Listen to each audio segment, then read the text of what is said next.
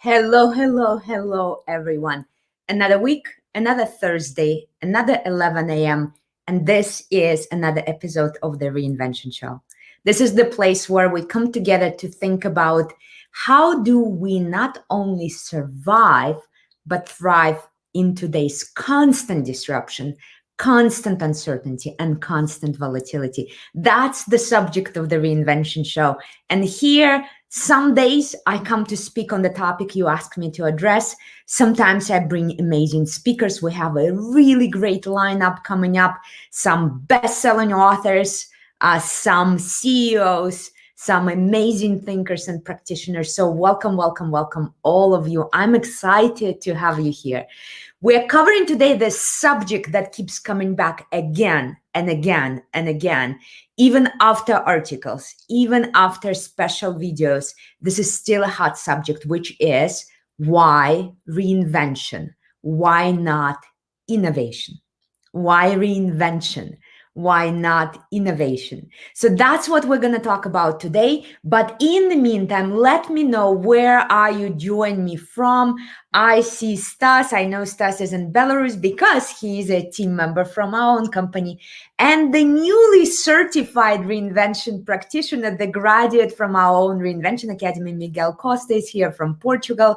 Wonderful to see you. Give me in the comments a sign. Where are you joining me from? I am still in Columbus, state of Ohio, United States. And today we're talking about why reinvention? Why not innovation? I see Michael here from Germany. We always have such an international community coming together. Welcome, Michael. I see Sherry here from Tampa, Florida. Sherry has a mastermind coming up on systems in our own Stellar Reinvention Club. So good luck with that amazing mastermind. And somebody is joining us from Belarus. Welcome, welcome, welcome. And we have DC in the house. This is amazing. Great.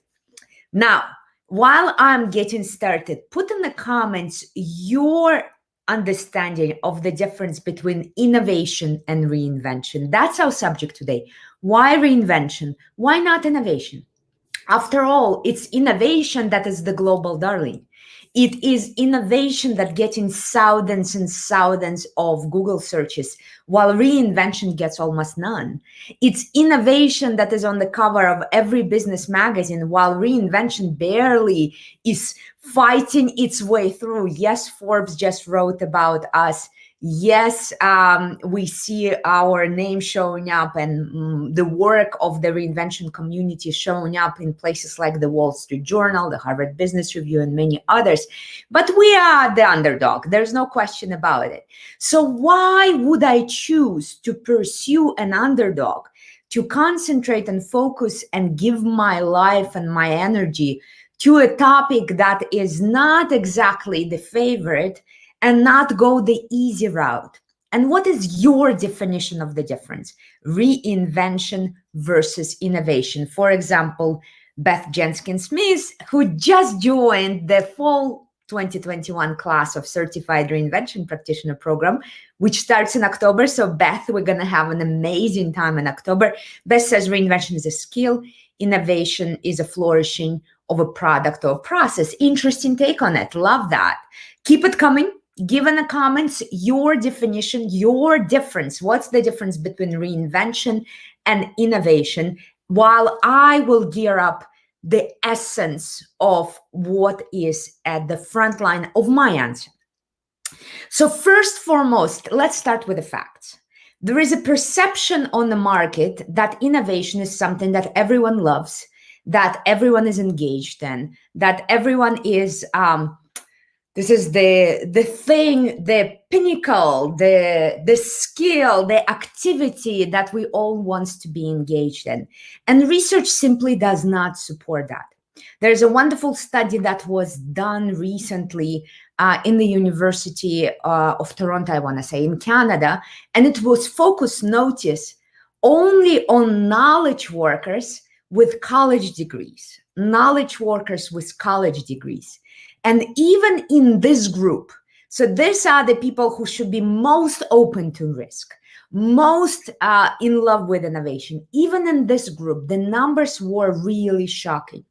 They were studying different groups by age, by other characteristics, and across all groups, almost nobody was open to risk. The highest level of risk openness was 19%, and the highest level of openness to innovation was barely going through the 28% mark, but only 2 out of 6 groups crossed the 25% mark. Actually, most companies, less than 20% of employees are in love with innovation, have innovation drive, and interested in that.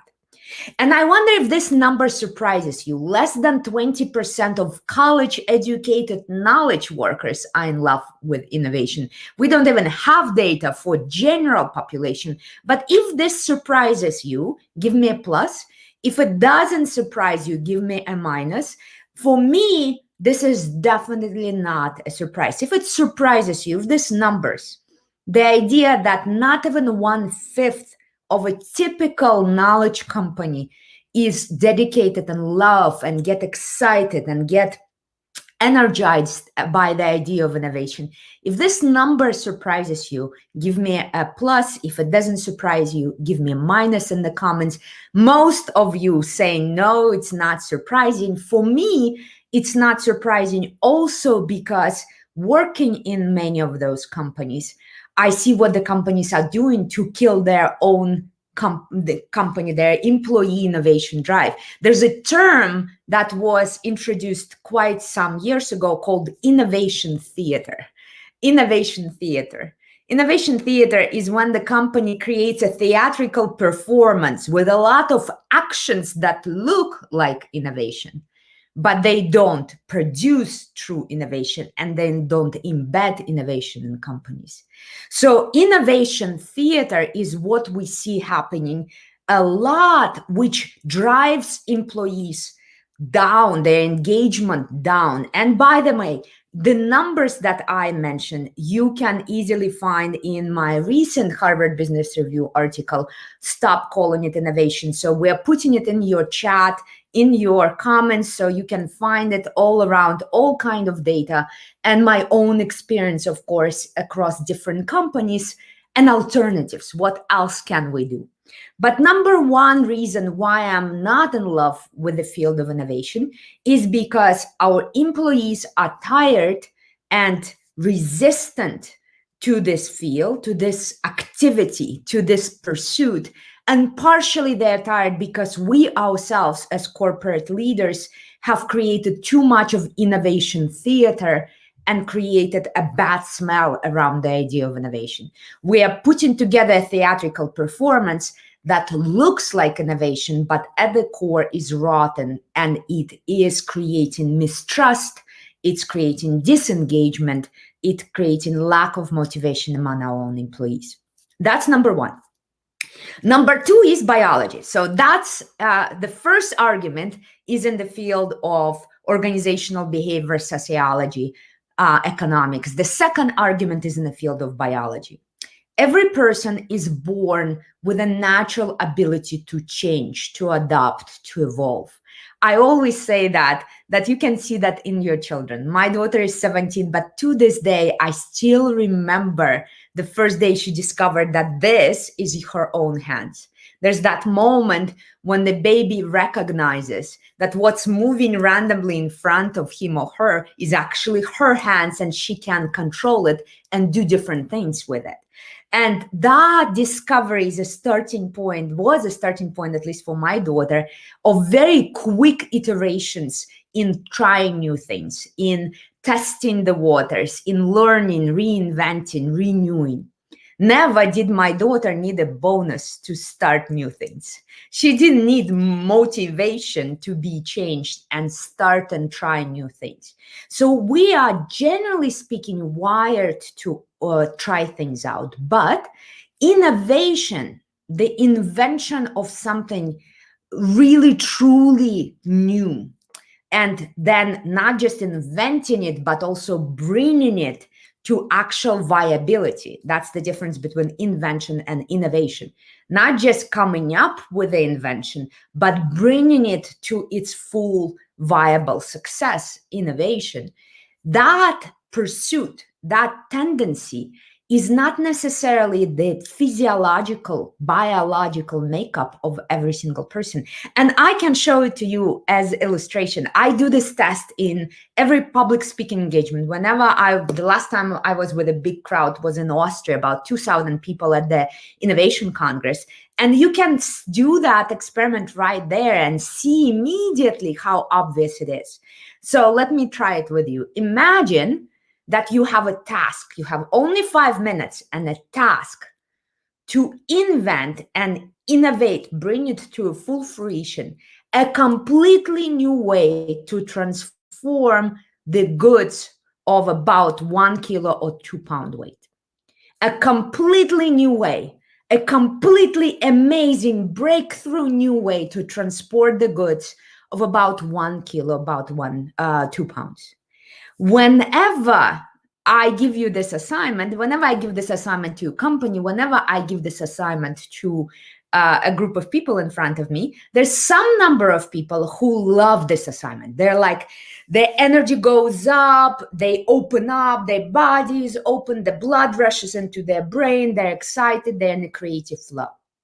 And then there's another group of people who actually shrink when they hear this assignment. The assignment is to invent and then bring to viability a completely new way to transport the goods of about 1 kilo, 2 pounds. They shrink.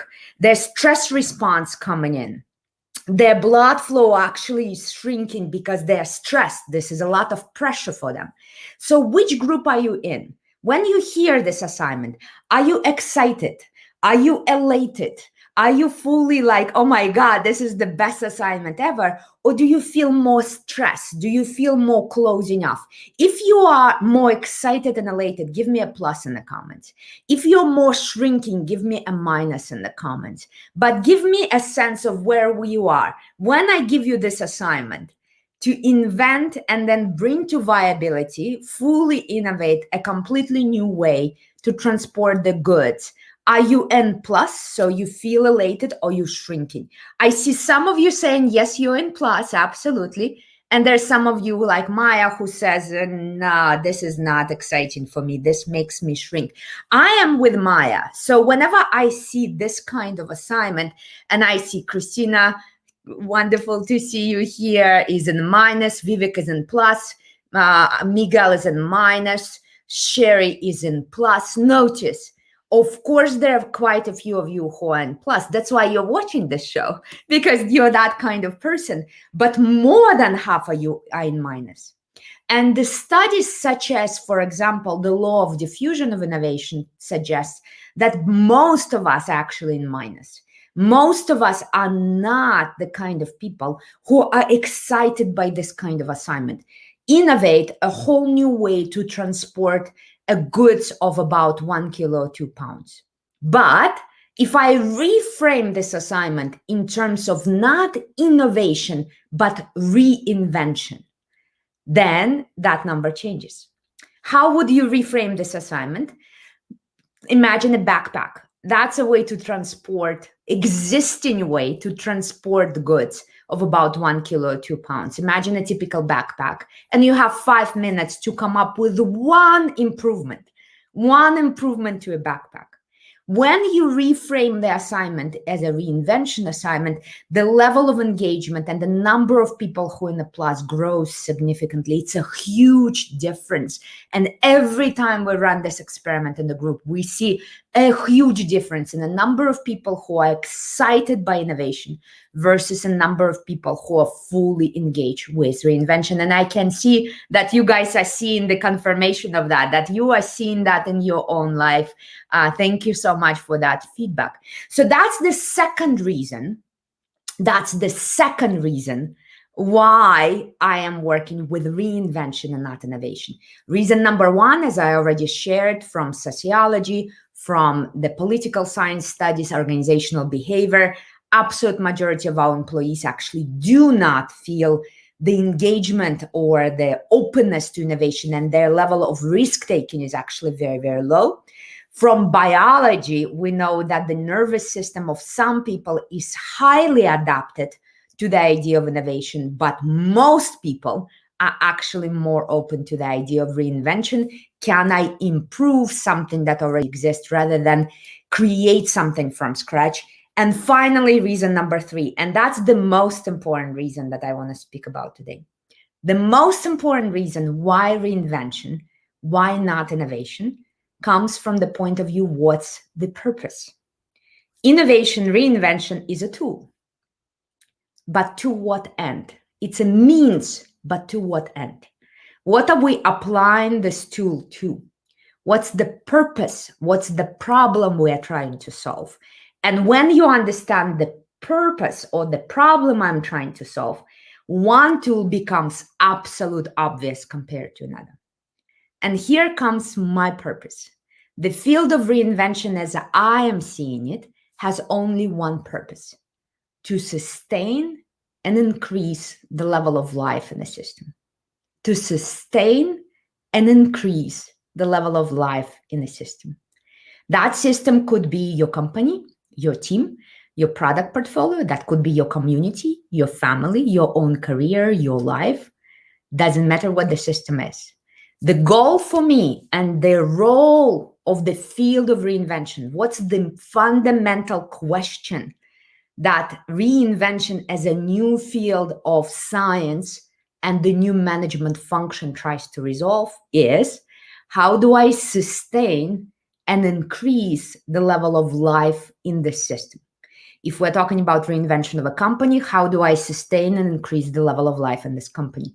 If we're talking about a product, how do I sustain and increase the level of life, survivability and thrivability of this product? Viability, you can also, vitality, that's another.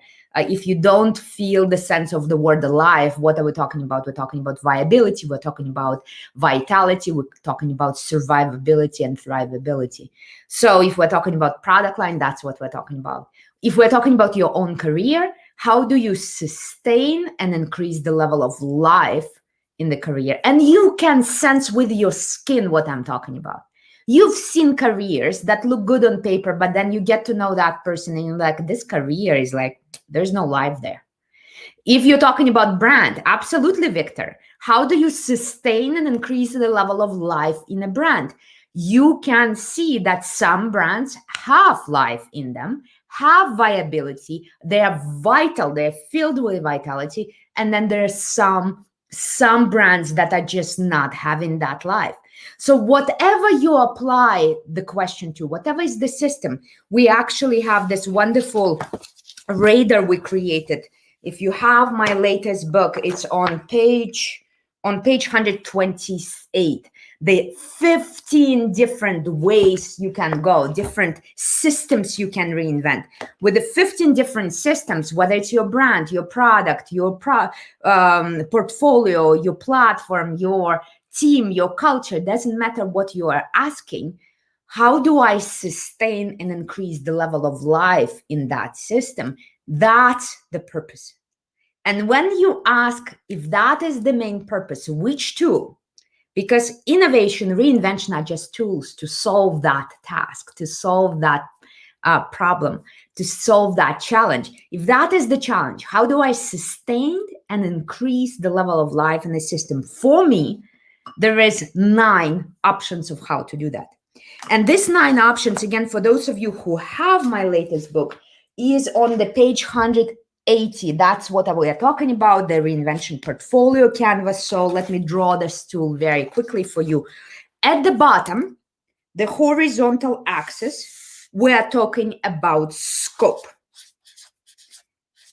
And your vertical axis, we are talking about reinvention intensity. And in my research so far, I have been able to define 9 types. So if you see what I'm drawing here, my own reinvention portfolio canvas, I'm talking about reinvention scope and reinvention intensity. 9 different ways to sustain and increase the level of life in the system. And here, what kind of variations we have here? At the bottom, we start with a subsystem. Then we have a system, and we have an ecosystem. So when I am reinventing, let's say I'm an automotive sector, when I'm reinventing a brand or a transmission, I'm reinventing subsystem. If I'm reinventing the total idea of the car, I'm reinventing the system. And if I'm reinventing the dealers, the roads, the charging stations, and everything else, I'm reinventing the ecosystem, the suppliers, the customers. I'm working at the ecosystem level. That's the horizontal axis. On the vertical system axis, we are talking about incremental, intermediate, and radical level of intensity. And for every organization and every industry, the definition of what this is and what this is different. What is radical in one industry, atomic nuclear power, is not radical in some other industries, because we do not have the same speed and same intensity in nuclear power, and hopefully we are more thoughtful and careful when we are starting something new in nuclear power compared to some other industries. This gives us 9 different ways that we can reinvent, that we can increase and sustain the level of life in the system. And in my book, The Field of Innovation, approximately, we use this as an approximation, comes to about upper right. It's just one of the 9 types of reinvention. Continuous improvement, by the way, Six Sigma, quality movement, all of that comes into the bottom left of this portfolio. But we have an ability to pick and choose. So for me, the most important reason why I'm working with the field of reinvention is to be super clear what's the purpose. If the purpose is to sustain and increase the level of life, thrivability in your system, whether it's your team, your career, your company, your product portfolio, your processes, your departments, your business units, your government, your community, your nonprofit, doesn't matter what the system is. If that's the purpose, then we need to be very nuanced and very sophisticated using the right tool. And there are so many of them. Sometimes, indeed, innovation is one of the most important ways we can sustain and increase the level of life. But it's not the only one. Sometimes we need a little bit of other. Sometimes we need a cocktail. And in most cases, of course, it's a portfolio approach. Instead of putting all the eggs in one basket, we put them into 9 baskets so that we are not betting on one thing. So because of this vision of reinvention, innovation is just one of the 9 types of reinvention. And yes, I love innovation. When is the best avenue, the best method to sustain and increase life in the system? If I am working with a company and I see that indeed the best way to increase the life in this product portfolio is through innovation, I use innovation methodologies. But sometimes I use incremental improvements. Sometimes I go for Six Sigma. Sometimes I go for something in the middle. It always is specific to the context, specific to the reality. If this in any way resonates, give me a sign, give me a plus in the comments. If you are not sure where to get this book, if you have no clue what I'm talking about, and you want to get more information on where to get this book and test it out, we actually have a tester version for you. Not just a chapter, but a whole 85-page preview. And you already see in the comments a link on downloading. You can download this book now, not the whole book, but the 85-page preview. Thank you guys, those of you who are already saying that the book is amazing and this is clearly resonating with you. Great, great, great, great. And thank you, Maya, for the endorsement of the book. So absolutely download it. Make sure you test it out, get it. As I mentioned, this portfolio canvas and the explanation of how to use this canvas is not in the free version, but there's some great other tools in the free version. So grab it, and there you will also see how to buy this book. But very important, this for me, the portfolio canvas, I believe, out of 9 tools that we put into the reinvention methodology so far, is the most underappreciated. It's the kind of tool that most of us just glance over and like, okay.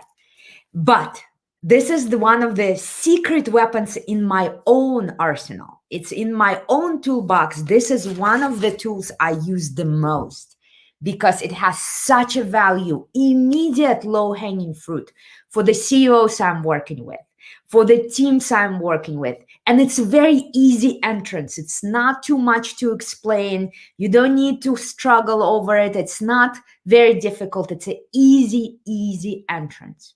And that's why I want to give you more on what this tool is, how you can get immediate victories in this field with this tool, and how you can utilize it in your life immediately.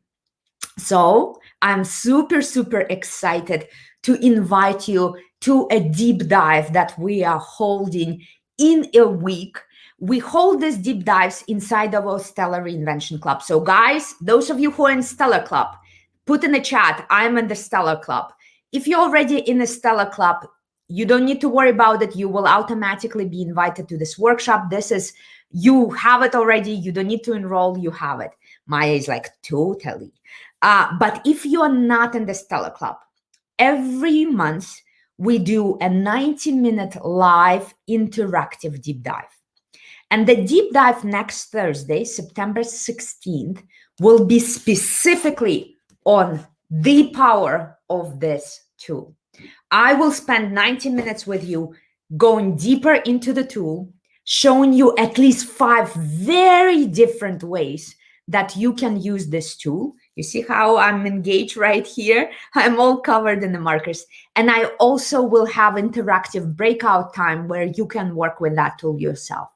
It's a very interactive, very simple workshop. And in the chat, you will see a link on how to register for this workshop, the Reinvention Portfolio Canvas Workshop, September 16th.